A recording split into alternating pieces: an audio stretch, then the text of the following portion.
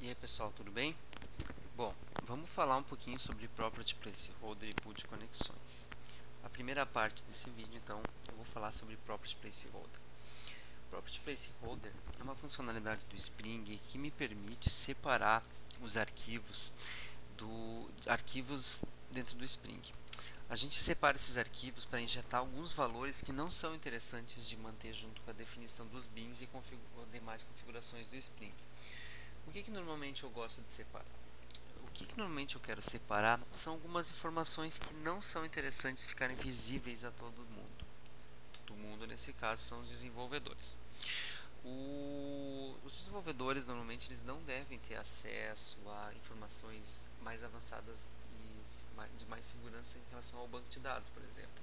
Esse nosso exemplo aqui, não seria interessante que todos os meus desenvolvedores tivessem acesso a meu usuário e minha senha. Podemos pensar também em alguma criptografia, etc., em que não seria interessante todos os desenvolvedores terem conhecimento de qual a chave dessa criptografia. Bom, facilmente o Property Placeholder me resolve esse tipo de situação com uma implementação bem simples. Primeiro passo, eu crio dentro de um projeto um arquivo de propriedades. Aqui a gente tem um caminho de um pacote e a gente cria o arquivo de propriedades. O arquivo de propriedades ele é bastante simples, tá? Ele é sempre composto por uma chave, um sinal de igualdade e o valor dele, como se fosse um mapa. Eu indico uma chave e um valor. Então, eu vou somente repetir o que está escrito aqui embaixo, mas eu defino ele exatamente assim. Como se for, é um arquivo de texto normal, então, mas que ele é usado para ter esse tipo de informação.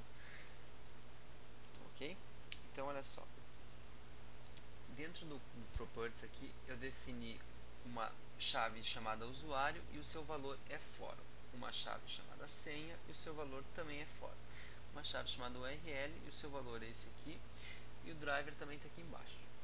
Bem, como é que a gente faz então para conseguir em tempo de compilação tempo de instanciação dos bins, como é que o Spring faz então para conseguir ler esse arquivo e fazer? Existem duas formas, conforme eu tinha falado para vocês. Uma delas é criando um bin. Tá? A gente cria um bin dessa classe aqui, a classe Property Placeholder Configurer, e a gente indica onde é que está o caminho desse arquivo de propriedades, ok?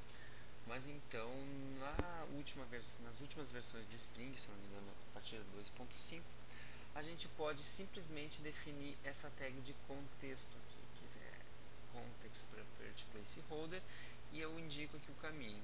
Aqui está ele, ó, class path, que é daqui no source, que indico todo o caminho até onde está o arquivo, ok? Lembrando que a tag context ela tem que estar importada aqui em cima. Primeiramente aqui no XMLNS e no Schema Location também, no final tem. No manual do Spring lá tem todas as tags, etc. Enfim, uma vez que você definiu aqui onde está o teu arquivo de propriedades que você vai querer que o Spring tenha acesso, você pode utilizar essas propriedades dentro das tuas instanciações e injeções de dependência. Como? Em primeiro lugar, a gente tem que criar esse tipo de, vamos dizer assim, sintaxe. É bem parecido com uma L. A gente cria um cifrão, abre chaves e coloca o valor da chave aqui, ok? Quando o Spring for criar esse bin, ele vai buscar dentro do arquivo de propriedades, aqui, quem é o usuário. Está aqui o usuário, ele vai buscar o valor fórum e o valor que ele realmente vai injetar nessa propriedade username é o valor de fórum. E isso para todas as outras propriedades aqui, certo? Então é bastante simples essa implementação, a gente pode ver aí que é apenas criar um arquivo de propriedades, mapear esse arquivo dentro do Spring e depois disso, usando essa sintaxe, chamar as chaves do arquivo de propriedades para injetar o valor dentro delas, ok? Então tá. No próximo vídeo então a gente vai ter a continuação falando sobre o pool de conexões.